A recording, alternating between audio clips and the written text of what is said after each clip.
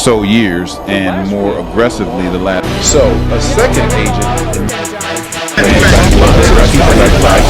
So two, okay, my left, and in fairness to them.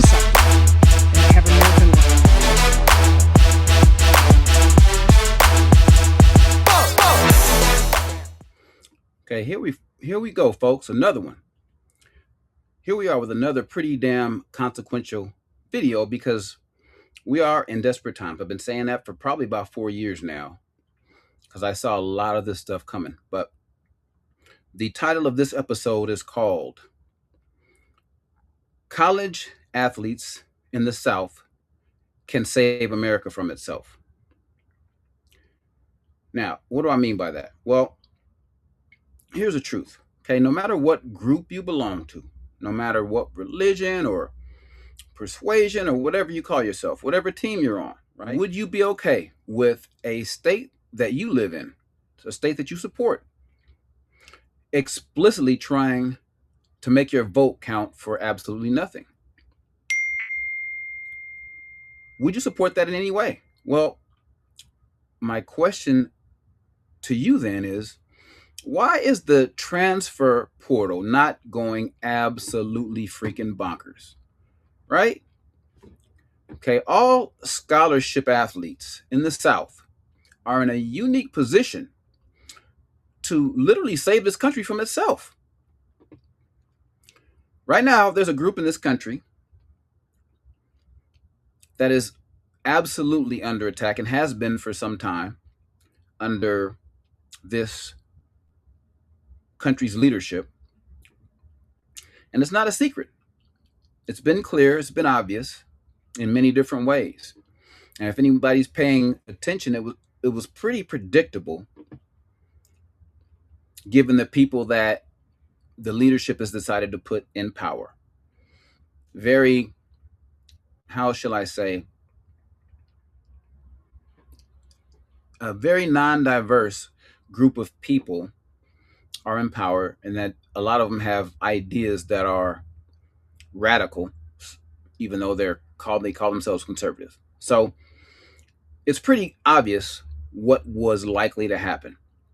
Pretty predictable. So if you are part of that group, why would you support institutions subsidized by the states that you live in that are clearly trying to invalidate your vote? Why would you support that? Why would you support leadership that has decided to remove any images of you and your group from all of the archives in the military? New York, apparently the Defense Department treating others with respect and judging an individual's commitment to the mission includes a very brazen and comprehensive effort at rewriting history, removing stories that honor people of color and minorities who have served in the past in the U.S. military. Today, the page of the Pentagon's website acknowledging the service of American hero Jackie Robinson displayed a, quote, page not found error message. Jackie Robinson served in the U.S. Army during World War II before he went on to become a baseball legend, breaking the color barrier of Major League Baseball in 1947. The URL of Jackie Robinson's page was updated to include DEI before the story's headline, indicating that it was likely taken down as part of the Trump administration's, and Pete Hegseth's, purge of everything and anything related to diversity, equity, and inclusion now, yesterday, or all these years ago. Jeff Passan, a baseball columnist for ESPN, noticed that the website had been removed and posted this, quote, "The ghouls who did this should be ashamed. Jackie Robinson was the embodiment of an American hero. Fix this now." There was a removal of video footage of the Tuskegee Airmen in training videos for members of the U.S. Air Force, although they were later put back by the Pentagon after facing a similar backlash. Also returned after being removed was a web page dedicated to Major General Charles Calvin Rogers, a Black Medal of Honor recipient who served in Vietnam. And reporting in the military news outlet Task and Purpose found the Arlington National Cemetery's website had, quote, scrubbed dozens of pages on grave sites and educational materials that include histories of prominent Black, Hispanic, and female service members buried in the cemetery. Richard. Why would you support that? A state that supports the leadership of this country, making sure that no one that's in your group looks like you, sounds like you, thinks like you, is able to get promotions in the military. Well, today, the New York Times is out with explosive new reporting that gives a little insight into the decisions being made at the Pentagon. The Times reports that this month, Secretary of Defense Pete Hegseth is, quote, unilaterally blocking the promotion of 4 Army officers to be one-star generals, something it's not even clear he has the legal authority to do. It's really, really irregular. The Times explained that 2 of the officers targeted by Hegseth are Black and 2 are women. They all had, quote, decades-long records of exemplary service. But Hegseth removed them from a promotion list that consists of about 3 dozen officers, most of whom are white men. The Times is reporting, based on interviews with 11 current and former military officials, 3 of them told the Times about a dust-up last summer. Listen to this. It was between Hegseth's chief of staff, Ricky Burria, and the Secretary of the Army, Dan Driscoll. Now, the Times reports, quote, that Burria chastised the Army Secretary for selecting Major General Antoinette Gant, a combat engineer who served in Iraq and Afghanistan, to take command of the Military District of Washington, located there in D.C. Burria told Driscoll that President Trump would not want to stand next to a Black female officer at military events. I'm going to repeat that. According to the Times, the Chief of Staff to the Secretary of Defense told the Secretary of the Army that the President of the United States would not want to stand next to a Black woman officer at military events. Now, in that one case last year, the Times reports that Driscoll argued with Burria that, quote, the president is not a racist or sexist. Let you be the judge of that. But General Grant did ultimately get the promotion. The same right now cannot be said for the other 4 this month. Why would you support that? Why would you support in your state or institutions subsidized by your state? Why would you support people, organizations, state governments that support a Supreme Court that has decided to remove 60 plus years of voting protections that everyone, if you look at all the groups of people, both conservative and Democrat, who supported this legislation, it was nearly unanimous even 15, 20 years ago.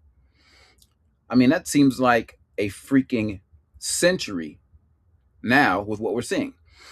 But why would you support a state that has legislature that supports the Supreme Court that literally rolled back that groundbreaking legislation and protection that is absolutely was needed at the time and obviously is needed now because of what we're seeing? Protected against racial discrimination in voting and representation. In the 6 decades since it was signed, the Voting Rights Act became one of the most consequential laws in the nation's history, preventing discrimination against minorities at the ballot box. It also helped elect Black and Hispanic representatives at all levels of government. But on Wednesday, the Supreme Court hollowed out the landmark civil rights era law by striking down a majority Black congressional district in Louisiana. That ruling could provide an open door for political mapmakers to undermine minority representation. The Voting Rights Act was signed into law by President Lyndon B. Johnson on August 6, 1965, 5 months after the Bloody Sunday attack on civil rights marchers in Selma, Alabama, gave momentum to the bill. Wherever there is discrimination, this law will strike down all restrictions used to deny the people the right to vote. In recent years, AP reporter Gary Fields sat down with some of the people who were pivotal to the birth of the act. After having talked to these individuals and to a number of other people about why voting rights was so important, the reason for why they were so important then hasn't changed now. In a democracy or a republic such as ourselves, the vote is the thing that you have that is the coin of the realm that allows you to say, I'm a full participant in this society, in this endeavor that we call the United States of America. The question now is, what comes next for minority representatives and the communities they represent? Why would you support a state that supports the idea that no matter how many wars you fought in, no matter how many lynchings you sustained, no matter how 400 years of free labor, which literally made it possible for this country to exist, by the way, literally, like this country would be Afghanistan or the Middle East if not for the uncountable revenue from 400 years of free labor. Okay. But how could you support a country where,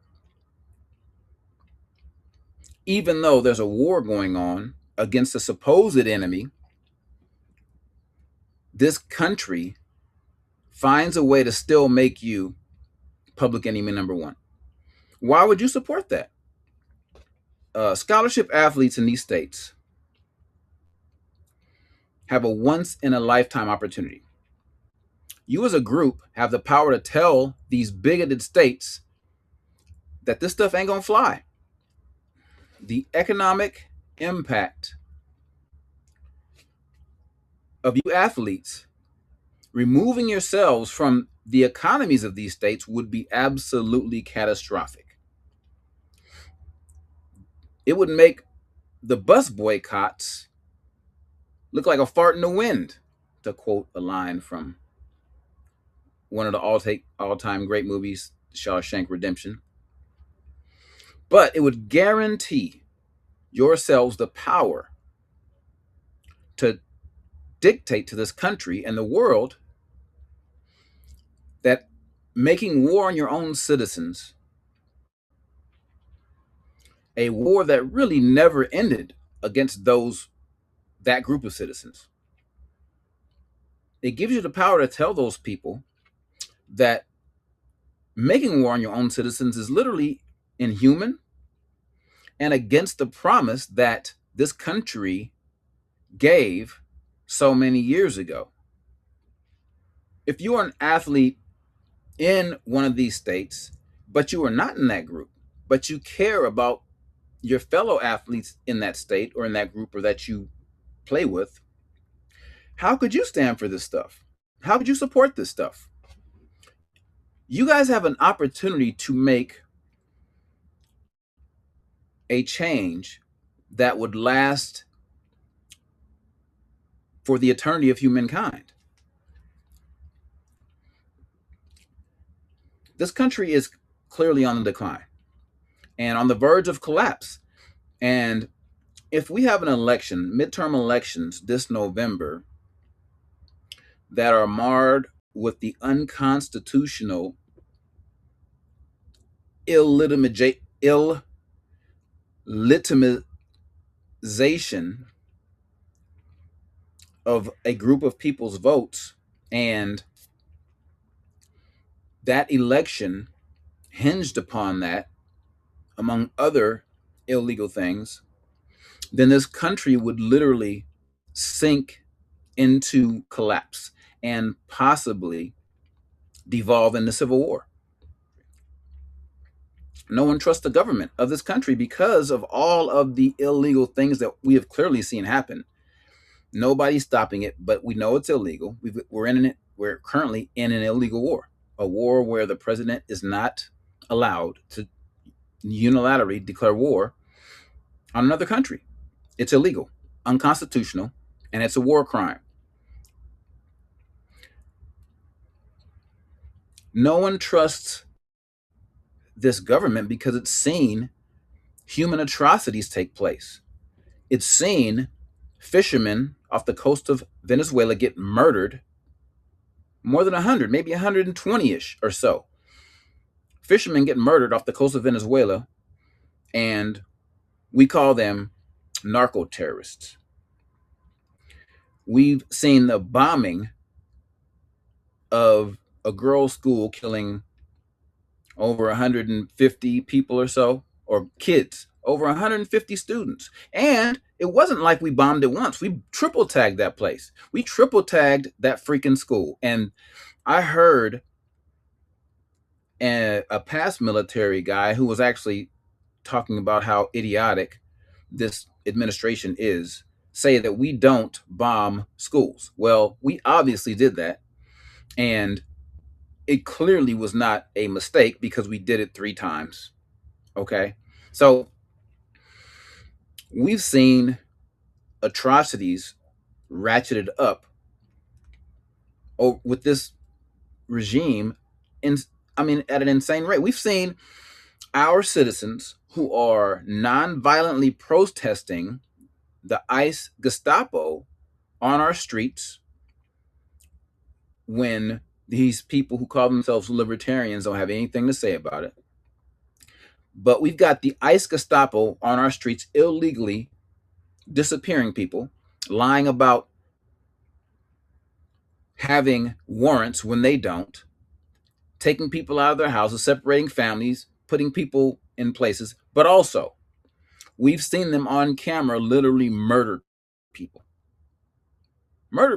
And our government whisks them away illegally, hides their identities, doesn't investigate. It's a crime. It's a crime called accessory after the fact, when you literally hide someone who's committed a murder. A murder is a state crime. You are not allowed to remove them from that state. But it's been done. So no one trusts this government. You guys, you athletes, have been granted an amazing once-in-a-lifetime opportunity to impose your will. The parents of these athletes in these states that are willing to invalidate a group of people's votes explicitly have an opportunity to make a once-in-a-lifetime change to policy that affects the entire United States. And if you feel like the bus boycotts of the 60s, because we hear about them all of the time, if you think that is a big deal, imagine a world where the athletes of this country stand up for what's legal, what's promised to all of our citizens, what is in the best interests of the country, and tell the state that they live in that this shit won't fly. You athletes, especially you scholarship athletes who have offers elsewhere, the NIL money won't change. You have a duty to your fellow American citizens to make a change like this. Yes, it's a once-in-a-lifetime opportunity, but it's also a duty as a human being, as an American, as a fellow teammate, as a person who cares about humanity. You have a duty to make a stand, make a statement, and make a social change that reverberates throughout time. Not to mention, if you live in a red state, you didn't get this NIL money from a person from a red state. You got this NIL money as a result. The name is Ed O'Bannon. Had Ed O'Bannon never sued the NCAA for exploitation of its athletes and changed the paradigm, the business model of all of the NCAA, all of college athletics forever, there would be no NIL money. You would get the same stuff that I got when I was a scholarship athlete. The scholarship, a food card, and nothing else. Maybe a job in the summer that you may or may not have to show up to.